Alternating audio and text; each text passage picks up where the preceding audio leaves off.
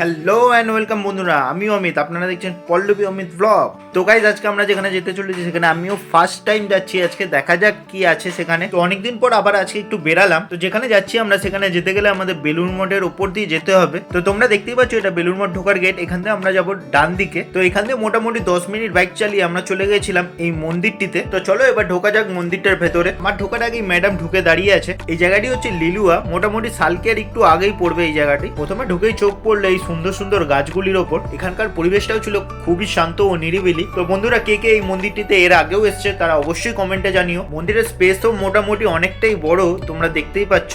আমার তো জায়গাটি বেশ সুন্দরই লাগছে, তোমরা কমেন্টে জানিও তোমাদের কেমন লাগছে। এখানে এসে যা দেখলাম মোটামুটি বিকেলবেলা লোকে এখানে এসে বেশ ভালোই আড্ডা ফাড্ডা মারে। তো চলো এবার যাওয়া যাক যার জন্য এখানে আসা, যাকে দেখার জন্য এখানে আসা। তো বন্ধুরা সেটা আর কেউ না, সেটা হচ্ছে আমাদের স্বয়ং মহাদেব। বন্ধুরা মহাদেবের কাছে আমি এটাই চাইলাম যেন সবাইকে ভালো রাখে, সুস্থ রাখে। তো গাইস এখানে মহাদেব ছাড়া আরো অনেক ঠাকুর ছিল। তো গাইস তোমরা যারা যারা ভিডিওটা দেখছো তারা অবশ্যই কমেন্টে হারার মহাদেব বলে একবার লিখে দিও। তো গাইস তোমাদের এবার এখানকার মেন আকর্ষণ দেখায়। এই ভোলে বাবার মূর্তিটির হাইট প্রায় 6 থেকে 7 তলা বিল্ডিং এর সাইজের। বাবা সবাইকে আশীর্বাদ করো যেন সবাই ভালো থাকে। যারা ভূতনাথে গেছো তারা অবশ্যই এটাকে ওপার দিয়ে দেখতে পেয়েছো হয়তো। তারপর আমি আর পল্লবী একটু বাবার সাথে ভিডিও করে নিলাম। তো গাইস তোমরা যারা যারা ভিডিও দেখছো তারা অবশ্যই লাইক এন্ড সাবস্ক্রাইব করে দিও। এখান থেকে একবার গঙ্গার ভিউটা দেখো খালি। তো গাইস এখান থেকে হাওড়া ব্রিজও দেখা যায়, তোমরা চাইলে হাওড়া ব্রিজ দিয়েও আসতে পারো।